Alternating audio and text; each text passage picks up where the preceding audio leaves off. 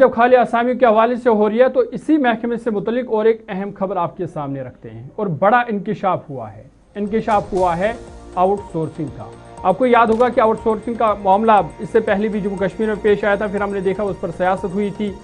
لیکن اب جموں کشمیر کے ایک اور محکمے میں آؤٹ سورسنگ کا انکشاف ہوا ہے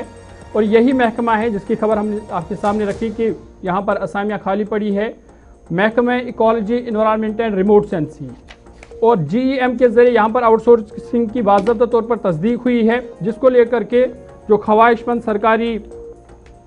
سرکاری ملازمت کے خواہش مند نوجوان ہیں ان میں تشویش پائی جا رہی ہے۔ جموں کشمیر میں سرکاری ملازمت کے منتظر نوجوانوں کے درمیان ایک اور سرکاری محکمے کی جانب سے آؤٹ سورس افرادی قوت کی خدمات حاصل کرنے کا معاملہ سامنے آیا ہے۔ محکمہ ecology environment and remote sensing Jammu Kashmir نے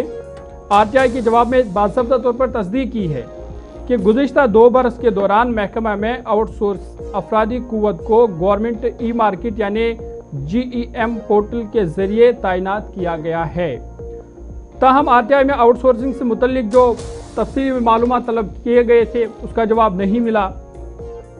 کوئی واضح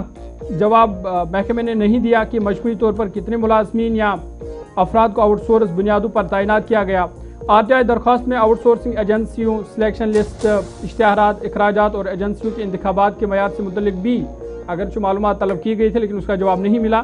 اور اس انکشاف کے بعد آؤٹ سورس ملازمتوں کی تعداد، شفافیت اور انتخاب کے طریقہ کار سے متعلق سوالات اٹھ رہے ہیں، اور نوجوانوں کا کہنا ہے، خاص طور پر جو بے روزگار نوجوان ہیں، کہ حکومت کو واضح کرنا چاہیے کہ کتنی اسامیاں آؤٹ سورسنگ کے ذریعے پور کی گئی ہے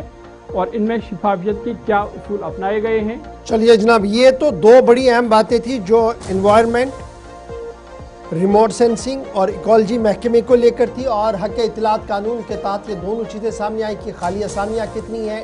یعنی درخواستیں تو سرکار کے سامنے رکھی گئی کہ جناب یہ پور کی جائے لیکن نہیں ہو پائی، اور دوسری طرف سے جم پورٹل کے ذریعے سے آؤٹ سورسنگ کا سلسلہ بھی چاہے کلاس 4 والی ویکنسیاں ہوں وہ پوری کی جا رہی ہے اور مختلف محکموں سے اس طریقے کی اطلاعات آ رہی ہے۔ اب یاد رکھیے گا، یہ کہا جا رہا کہ یہ جو جم پورٹل پر جب ہم لے رہے ہیں جی، یہ کچھ سکیموں پر مرکز نے وہیں سے پروویژن رکھا کہ ہم یہ لے سکتے ہیں، یہ بات بھی یہاں پر ہے، لیکن کیا